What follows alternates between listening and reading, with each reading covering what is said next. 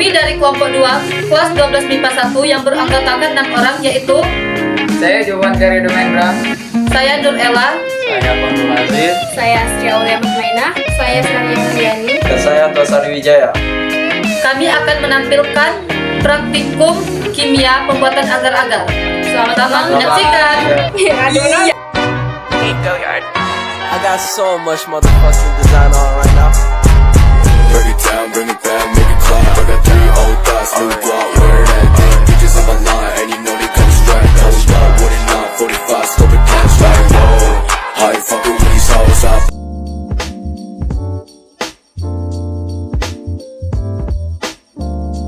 Nah, jadi yang pertama kita masukkan 3 buah saset Nutrijel. Kami dari kelompok 2 mengambil rasa agar-agar ini, yaitu rasa cincau. Nah, kita masukkan ke dalam panci 3 sasetnya sekaligus ya guys. Nah teman-teman, jadi ini adalah step kedua. Kita tuangkan 6 gelas berukuran kecil air mineral. Di sini kami menggunakan air galon supaya higienis ya.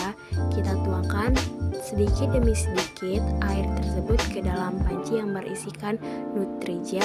Nah, ini air yang kelima, yang terakhir yaitu ke 6 gelas kita masukkan ya.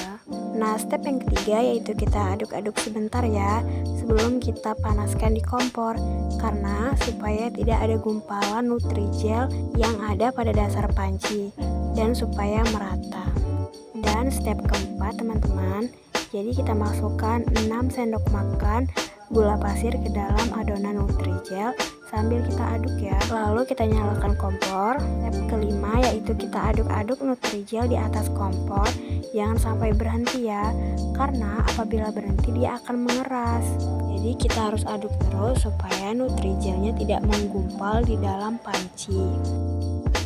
Nah, sekitar 5-10 menit Nutrijel pun sudah mendidih dan siap dituangkan ke dalam wadah.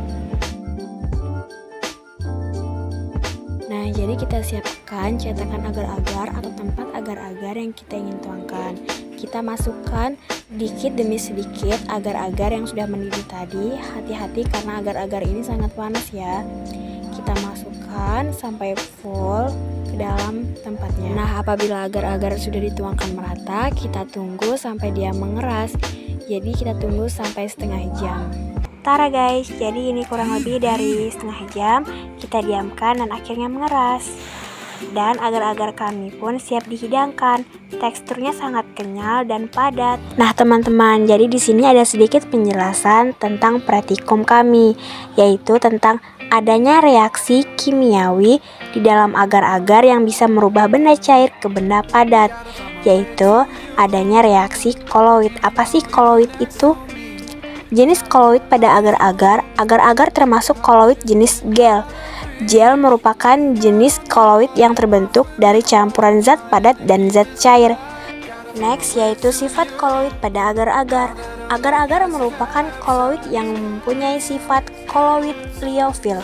Koloid liofil adalah koloid yang mengadopsi atau menyerap cairan sehingga terbentuknya selubung diskoling koloid. Selanjutnya yaitu proses pembentukan koloid pada agar-agar.